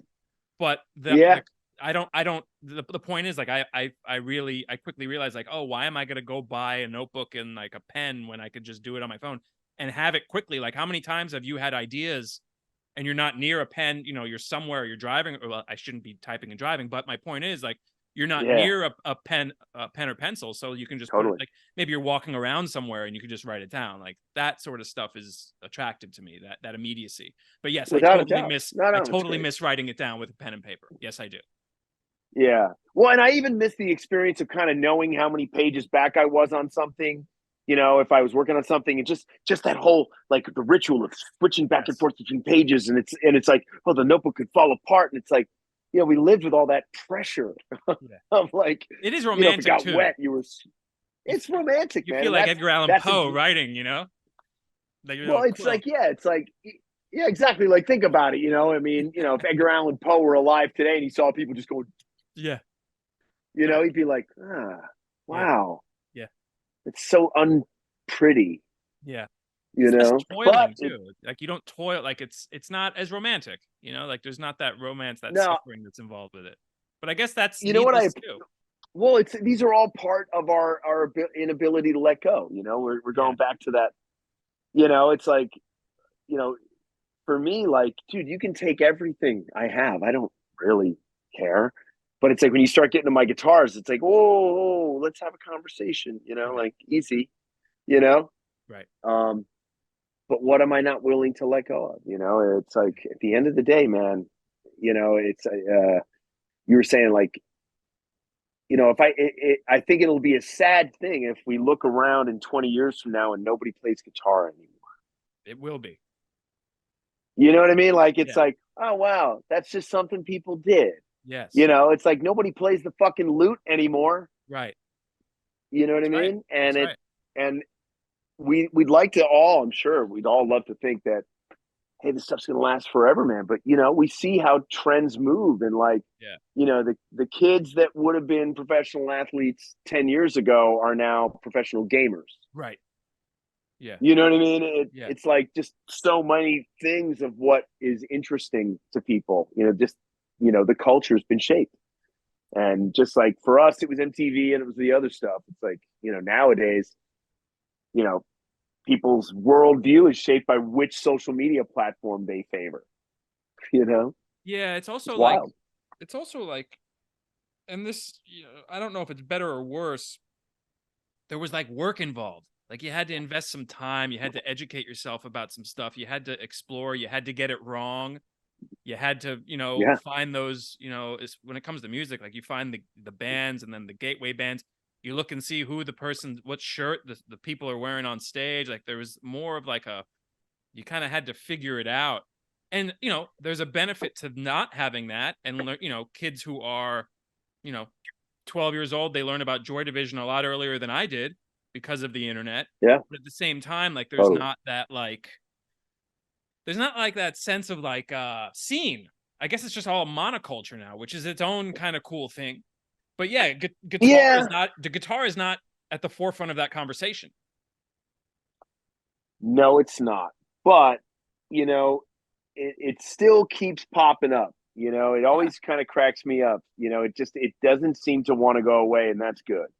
And the fact is, when you get out of this country, it's like we were, you know, I was telling you earlier, you know, the number one form of music, you know, like, you know, as far as sales and whatever throughout the world is pop. You know, pop music is popular music. It's the most popular music. So that's the number one form of music everywhere. But then, you know, in the States, you have hip hop and country.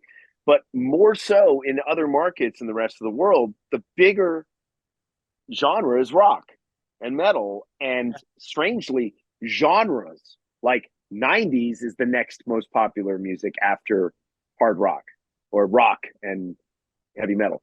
Then 80s music. So it's like now we live in that where it's not even like it kind of has to be by the decade now because Right. like we went through that whole sea of a million genres and now none of it means anything. Yeah. Because like now there's so many bands that are bending genres within the same songs, even Yes. like Sleep Token or whatever. And you're like, Sure. oh, wow, that's rad. That's cool. You know, Yeah. somebody had to do it because we're all running out of new weird shit to do. So Right. cool, somebody's doing stuff like that, and that gives you ideas about other things you can do and whatever. But what's funny is that like it had to be this way. Of course it's this way. It's like the way the technology's moving. Look at the way like nobody's got an attention span anymore. And then you look at like, you know, since we've had YouTube, look at how good people are getting it at their instrument and how quick they're doing it. You know, some of them will never play in bands and they're better guitar players than I'll ever be, but they'll Yes. never play in a band. And also You that's know, also or like if you are a kid, you can go instead of, you know, schlepping to your music class. Like my daughter, she plays piano. She takes piano lessons over Zoom. If that wow. was available to me, I think it would have been a completely different game. I think I would have been a musician. Especially like if I had YouTube right now, like I'd be sitting learning how to play an instrument through somebody on YouTube. It's amazing. But again, Yeah. I'm coming from the era of, you know, guitar rock and like that like live show and, you know, that live kind of sound. Yeah, but you made a really good point though. You said, you know, we had to figure it out. And I think Yes. when it's not easy, it's more interesting. Sure. Right. You don't take it for granted because you invested too much energy just in trying to figure out what kind of picks he was playing. Yes. Or like, well, how does he get the guitar to sound like that though? That doesn't sound like everything else. And you're chasing your tail trying to figure it out. And Jimi Hendrix is blowing your mind. And then you look down and there's all these things on the floor and you're like, oh, he's Yeah. plugging into boxes of Yeah. things. And what do those things do? You know, like, I mean, we used to read the liner notes of records obsessively and know like who the assistant engineer was and what studio was it recorded in and what city, you know, like, and if I ever end up in that city, can I visit that studio? I want to see, I want to smell the wall. Right. you know? Right. Like we went from growing up in a world where you had almost no information Yeah. to like to growing old in a world where you have more fucking information than you could ever know what to do with. It's Yeah. like I look at some people like my kids' ages and I'm like, man, no wonder you can't figure out what you want to do with your life. If I had this many options when I was your age, Yes. I don't know what I would have done. Right. I just saw like I knew I didn't want to work in the warehouse at Ace Music my whole life. I kind of knew that, but I also kind of knew that if I had to, that was okay too. Yeah. You know what I mean? Yeah. But it was like a thing where it was like, I got to figure this music thing out. And I still haven't figured it out, but I'm not bored with that yet. Have So Have you been to an that's instrument okay. shop lately? Are the guitars even on the wall anymore like that? I mean, it's different now. Like if you go to Guitar Center, I always say like Guitar Center is there for beginner guitar players. Right. That's why it exists. Beginners to early intermediate, like, not to say they don't have some nice stuff in their vintage rooms and they don't, but generally speaking, at least the ones down here, it's tough to find what I need there. Yeah. I see some really But cool vintage guitar shops out here, and I walk by them and I'm like, wow, I bet for somebody who plays guitar, they walk in there, it's like gem after gem after gem after well, gem. you're in LA, dude. There's Yeah. still some good vintage shops, and there's Yes. still some good, just overall guitar energy there. I There mean, is. that's I mean, a lot of it's moved to Nashville, but LA's always had a pretty good sort of vibe, in general. There's a few great spots in the valley. I mean, the Guitar Center in Los Angeles still has an amazing vintage room. Like they still have great stuff, but it's everything's online, bro, just like everything else. Right. It's like Yeah. I don't know how some people stay in business because when you look at, like you could just get on Amazon and buy anything, or you can get on Sweetwater and then if you tell them, oh, I found it for this much here, you send it to somebody, they'll give you a deal. It's like, you know, it's the same game. It's just played differently now, Yeah. But I like the old days of going into a pawn shop and knowing the guy didn't really know what he had, and I did. Yeah. You know, Yeah. like That those doesn't like happen what? anymore, right? These guys all know what they have, Nah, right? yeah, or it's like even if somebody finds like an old '59 Les Paul in their attic or something, like somebody in the family knows a guy that knows something Yeah. that it's. Or they type it into eBay. And I mean, and that's not to say you should, I mean, you don't want to steal anything from anybody, never. You know what I mean? Like I always believe in fair market value for anything. Sure. But at the same time, it's hell, man. If I could get a vintage guitar, at a deal at least, wow, that's amazing. Mhm. Um, you could still wheel and deal, I guess, but I just don't really. I don't have as much of a thirst for the vintage or like cork sniffy. I call it cork sniffy guitar playing. Tell It's me. like, well, it's just look, some of the nicest guitars I've ever played in my life are owned by lawyers and doctors. Dude, I was You just know, about to ask you what you felt about like the and baby collectors. boomer guitar collector that has those guitars, but they don't play. And you just nailed it. It's Cork Sniffer. Yeah, but you know what, man? They can afford it. Yeah. Obviously, they've worked hard or whatever. They can afford those guitars. Most of those guys that own those kinds of things, they love those things Yeah. and they care for them, and they'll probably, from what I understand anyway, and I've been invited to a few of these. They're very eager to share their joy of these things with people. I mean, I've been invited to certain cork sniffing parties where it's like, of course I want to come and taste your wine and Yeah. hang out with you and enjoy it. Yeah, that's really cool. So I think sharing is caring. That's cool. But I think if you're the type of collector that just sees it as an asset and puts it in a glass case and hangs it over your fucking dining room table, well, yeah, fuck you. Yeah. Yeah. I mean, I don't know. I don't care how old the guitar is or how this, that, or the other. I mean, I think all guitars, at the end of the day, want to be played. Is there a guitar in your mind that like you would love to have, like a guitar, like a famous someone who played, like that you would love to have, not just to revere, but like to have it and maybe have it imbue you with something, or just to have its essence around?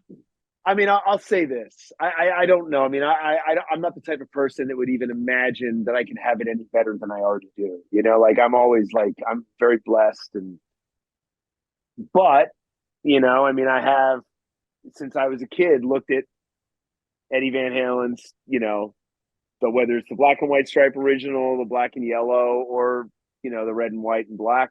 Yeah.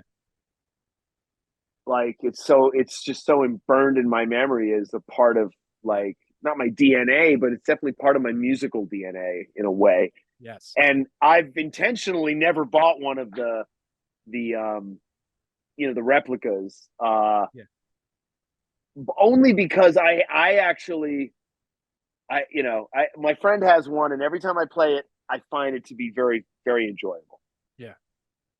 But I know I'm not really going to play it unless I go to my friend's house. Like I can play his, you Yeah. know what I mean? And I shouldn't own one just because I'm nostalgic for that guitar. I think that um you know, I think it's it's a great guitar, man. It's just iconic, but it's like every time I look at it I get a little sad because I didn't know the man, but he changed my life, For you know, sure. and I have just so much respect for him. It's like, you know, it's like the thing. It's the thing. Like when I see, you know, whenever I see somebody playing an upside down Stratocaster, you know, like you know, flipping it over like they're Jimi Hendrix or something. It's like unless you play the guitar upside down, you know, like I don't want to. Me personally, I don't want to see that. Right.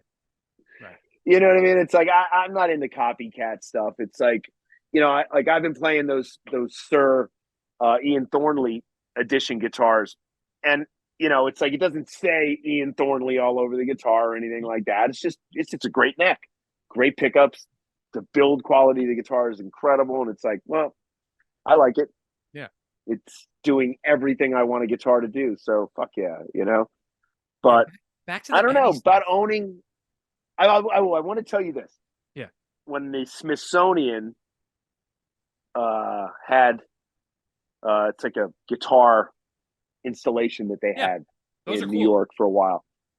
Dude, that was the most I mean, I lost one of my best friends right before that, a great guitar player, Dan Warner, who Sorry to hear played that. with me in my dad's band. And he was one of my best buds. And so I just recently lost him, and I was up there with my family, and I went to this Smithsonian, and I was in tears, man. Like to be able to walk up, like even though it was through the glass, like there's Eddie's guitar, Yeah. there's Jimmy Page's Les Paul, Right. there's Stevie Ray Vaughan's Strat. Like what in the fuck is like you know Yes. these things are such emotional objects to me. And Yes. then you go into the next room, and there's the Beatles stuff, and there's the you know there's the Deep Purple shit, and there's the Van Halen, there's the whole back line with Right. the amps and the whole thing. And you're just like, oh my god, like Right. I'm gonna lose my fucking mind. And I get it because sometimes people will come over to my studio and their heads will explode because I have the stuff I have, and it's Right. like, yeah, but nothing's blowing my mind like going to that exhibit. I mean, to me, that was the equivalent of the fucking Dead Sea Scrolls. Like, No, I'm no, I like, get it.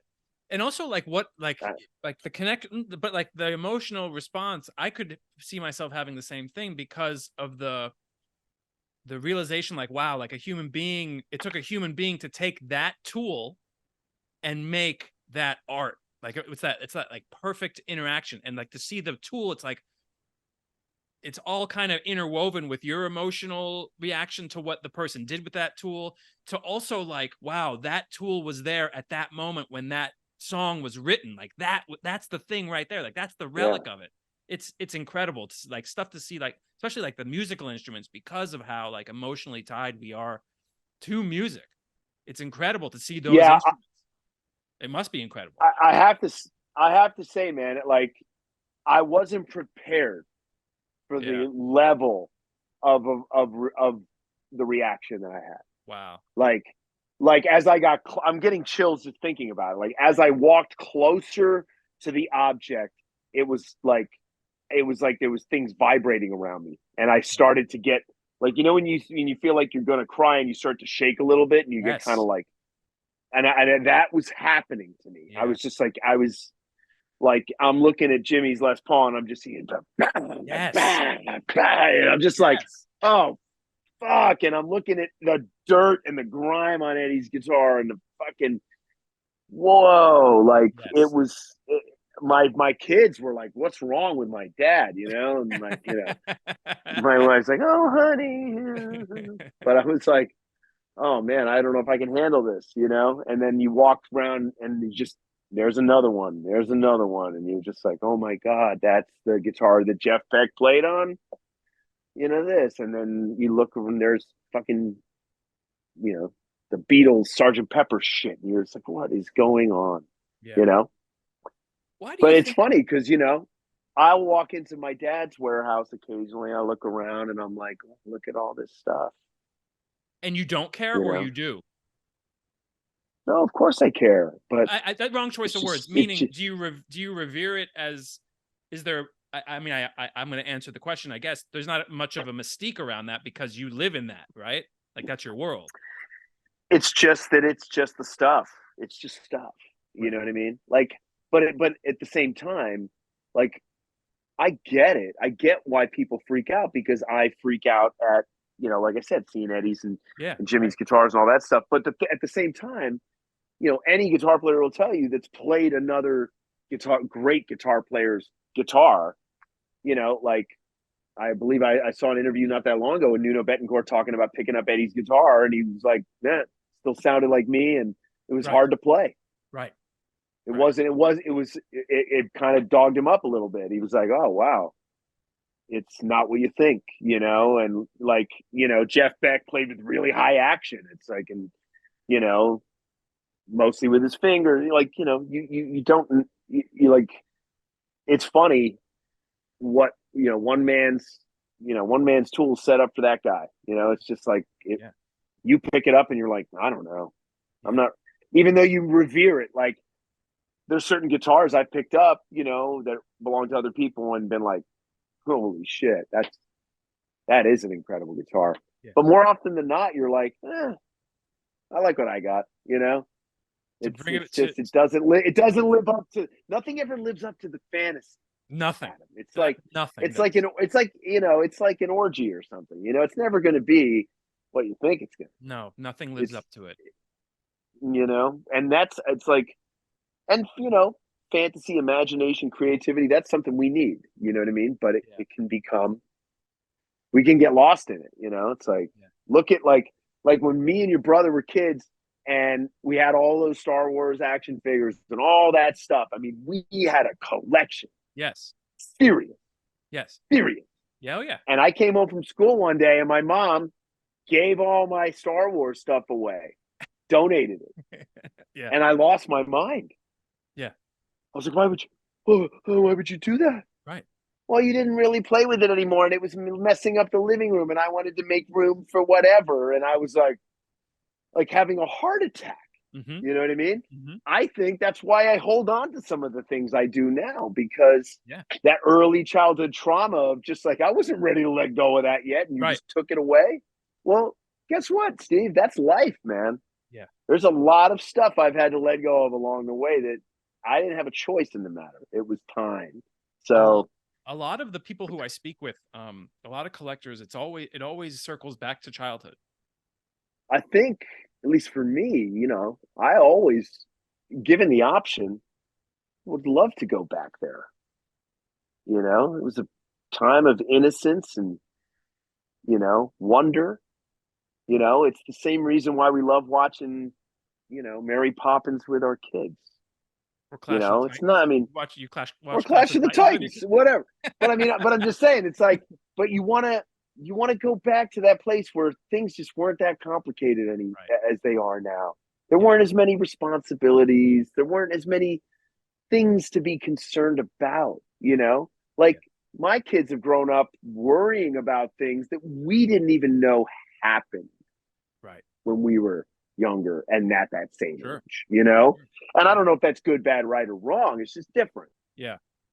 No, there is. And it is. I think we're all trying to recapture that joy of childhood, of like discovery and belonging. Yeah. How do you mean It's like for belonging? some of How us, do you mean belonging? well, I think like, and I've just seen this kind of over the years. It's like, like I remember when I was younger, like there were people that liked Star Trek that didn't like Star Wars, and there were Yeah. people that liked Star Wars that didn't like Star Trek. Right. Like there was always cliques when we back then, Yes. and it Yes. was like, the punk rock kids didn't really hang out with the hippie kids, but they were cool as long as like one of them had weed or Sure. beer or whatever, and they would share. But it was like, all right, cool, you guys do you over Yes. there, and we're going to be over here listening to hippie shit or whatever. Yeah. And then, but I was always like the guy moving around the different scenes. But like, I think that we're all looking for somewhere to belong, man. We all like whether it's I belong on the football team, like I feel at home there. I think when we're young, we want to belong in our family, and then when we realize that's not really the place we're supposed to we don't belong to it. It just is, Yeah. you know.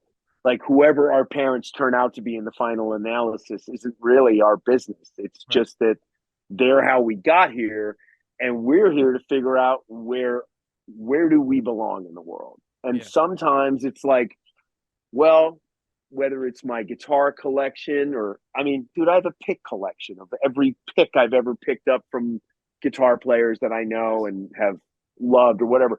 I have concert t-shirt collection. I have um posters. Like I have so Yeah. much stuff just from my career even. Like Right. at some point it's like it's either got to go somewhere altogether and I got to make a really cool room out of it, but I'm running out of time now. Like I won't even be able Yeah. to enjoy it. Right. You know what I mean? It's just Yeah. like it's just stuff that landed on me along the way. Um I collect books. I have these relationships with some of these books. Mm-hmm. I've read some of them 10 times, Mm-hmm. maybe more. Mm-hmm. Um but I think that it's that it's there's something about the thing, whether it's the guitar, like for me to sit down with a guitar is more comfortable to me than the alternative.